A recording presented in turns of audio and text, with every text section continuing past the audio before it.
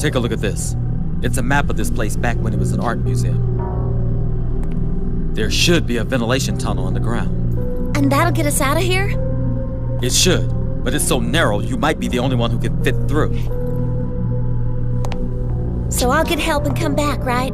Looks like it's a race against time. Now that we've lost communications, there's nothing else we can do. All right, everyone. We've got to hurry up and find a way into that tunnel. It's going to be our way out of here. When the T-virus began spreading all over Raccoon City, the citizens that were being attacked by those that were already infected reported numerous calls to the police department in hopes of stopping the chaos from getting worse. While those police officers did head towards the locations that were being attacked, others decided to stay together and try to come up with a plan of attack. As they all try to come up with a solution, we can see that zombies have begun approaching the police station. The sounds of their moans and even the scratchings on the walls can be heard echoing into the lobby.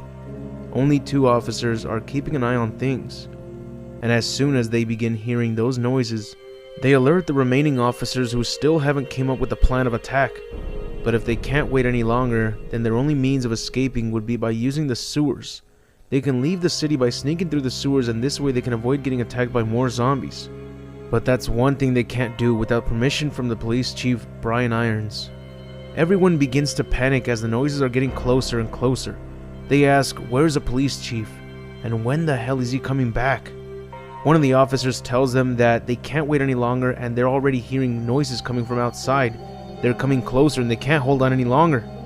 But before they can even begin speculating what Chief Irons could be doing, zombies start breaking into the halls and going straight after the remaining officers in the department. By this point, everyone is terrified and they all decide to just make a run for it. No decisions were made on time, and zombies have been able to break through most of the barricades that kept them from entering. From this moment on, we have no idea if any of these officers managed to escape without being infected. It looks like this was their last stand, because the next time we see the police station, it's when Leon and Claire have reached the entrance, and by then, the only one barely alive happens to be Marvin, and it doesn't take long for him to become a part of the undead. If any officers did manage to make it outside, then they wouldn't have made it far enough considering the fact that the police station was completely surrounded by zombies. And even the entrance on all sides had undead police officers next to them, which it could mean that the officers that tried to escape didn't make it far at all. And if any of them managed to reach the sewer disposal, then it would have been even worse for them, because that's where most of the giant tarantulas were coming from. By the looks of it, they didn't have any options left. They might have had a chance if together they did go into the sewers as planned, and together they could have killed every tarantula in their path. But without official orders from the police chief, they were stuck like cattle until orders were given, and by then, it was too late to come up with a plan. I believe the only police officers that did manage to make it out alive are the ones shown in Resident Evil Outbreak. So where was the police chief Irons during this moment?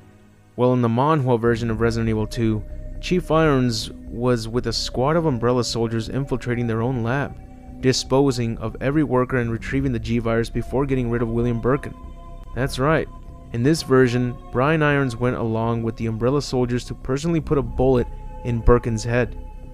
I'm not sure if Brian Irons intended to abandon the police department to let everyone still inside get attacked, just so he can make sure to get rid of anyone still alive. But as you all know, Brian Irons was a complete psychopath, and seeing as Irons was the one who shot Birkin in the head really explains why William Birkin went after Brian Irons after mutating with the G-Virus.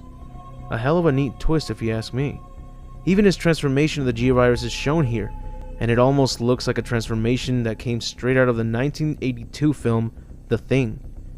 We'll take a look at what happens next another time. After all, this is about how the police department fell, and now we know how it happened. Just like the STARS members, no one was prepared for this. The best thing about this manhwa is that you can clearly tell where these areas in the police station are at. The artists did a great job making the police station look identical to the police station seen in Resident Evil 2.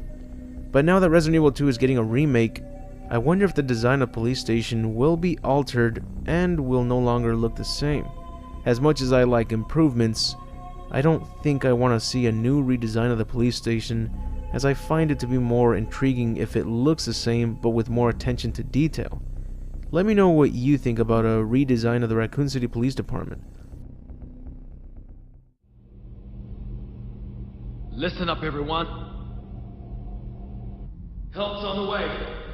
Get to the front lobby.